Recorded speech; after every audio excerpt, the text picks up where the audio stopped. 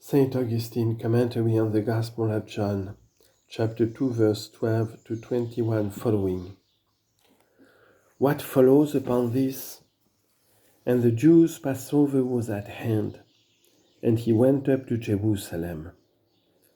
The narrator relates another matter as it came to his recollection.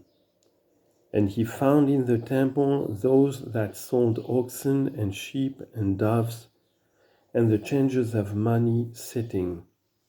And when he had made, as it were, a scourge of small cords, he drove them all out of the temple, the oxen likewise and the sheep, and poured out the changers' money, and overthrew the tables, and said unto them that sold doves, Take these things hence, and make not my Father's house a house of merchandise. What have we heard, brethren? See, that temple was still a figure, and yet the Lord cast out of it all that sought their own, all who had come to market. And what did they sell there? Things which people needed in the sacrifices of that time. For you know, beloved, that sacrifices were given to that people in consideration of the carnal mind and stony heart yet in them, to keep them from falling away to idols. And they offered there for sacrifices oxen, sheep, and doves. You know this, for you have read it. It was not a great sin, then, if they sold in the temple that which was bought for the purpose of offering in the temple, and yet he cast them out thence. If while they were selling what was lawful, not against justice, for it is not unlawful to sell what it is honorable to buy. He nevertheless drove those men out, and suffered not the house of prayer to be made a house of merchandise. How, if he found drunkards there, what would the Lord do? If the house of God ought not to be made a house of trading, ought it to be made a house of drinking? But when he says this, they gnash upon us with their teeth. But the psalm which you have heard comforts us. They gnashed upon me with their teeth. Yet we know how we may be cured, although the strokes of the lash are multiplied on Christ. For his word is made to bear the scourge.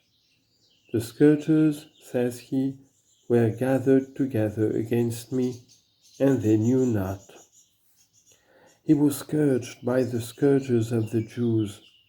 He is now scourged by the blasphemies of false Christians. They multiply scourgers for their Lord, and know it not. Let us, so far as he aids us, do as the psalmist did. But as for me, when they were troublesome to me, I put on sackcloth and humbled my soul with fasting. Psalm 35, verse 13. Yet we say, brethren, for he did not spare those men, he who was to be scourged by them first scourged them, that he gave us a certain sign, in that he made a scourge of small cords, and with it lashed the unruly who were making merchandise of God's temple. For indeed every man twists for himself a rope by his sins. Woe to them who draw sins as a long rope. Isaiah chapter 5 verse 18 in the Septuagint. Who makes a long rope? He who adds sin to sin. How are sins added to sins? When the sins which have been committed are covered over by other sins. One has committed a theft.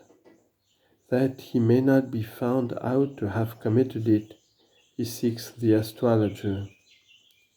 It were enough to have committed theft. Why will you add sin to sin? Behold, two sins committed. When you are forbidden to go to the astrologer, you revile the bishop. Behold 3 sins. When you hear it said of you, cast him forth from the church. You say, I will betake me to the party of Donatus. Behold, you add a 4th sin. The rope is growing. Be you afraid of the rope. It is good for you to be corrected here, when you are scourged with it, that it may not be said of you at the last, bind you his hands and feet, and cast him forth into outer darkness. Matthew chapter 22, verse 3. For with the cords of his own sins is everyone bound. Proverbs chapter 5, verse 22. The former of these is the saying of the Lord, the latter that of another scripture, but yet both are the saying of the Lord. With their own sins are men bound and cast into outer darkness.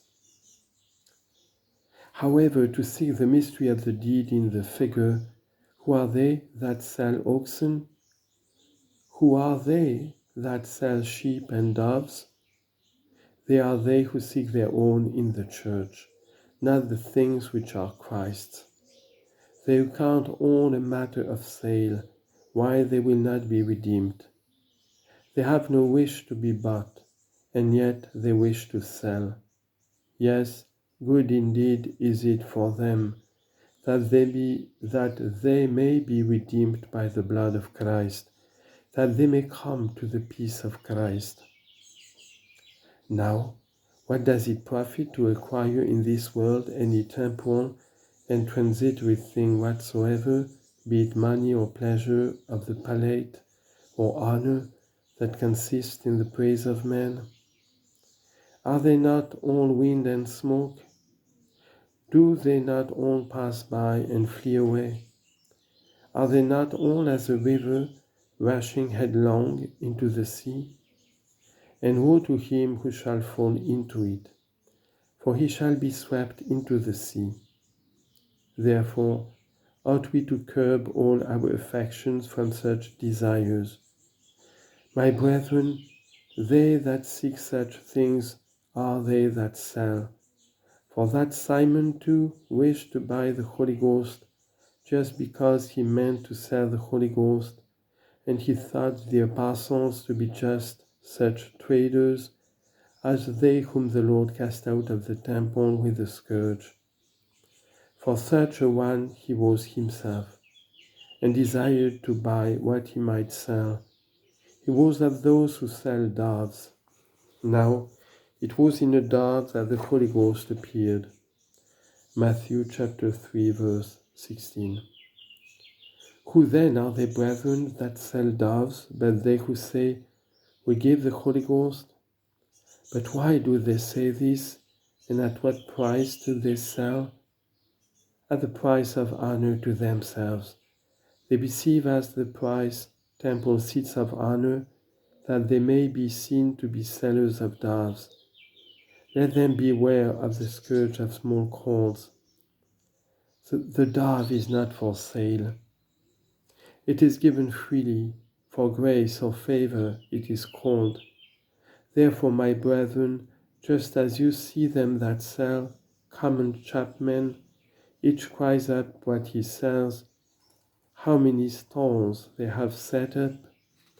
Primianus has a stall at Carthage, Maximianus has another, Rogatus has another in Mauritania.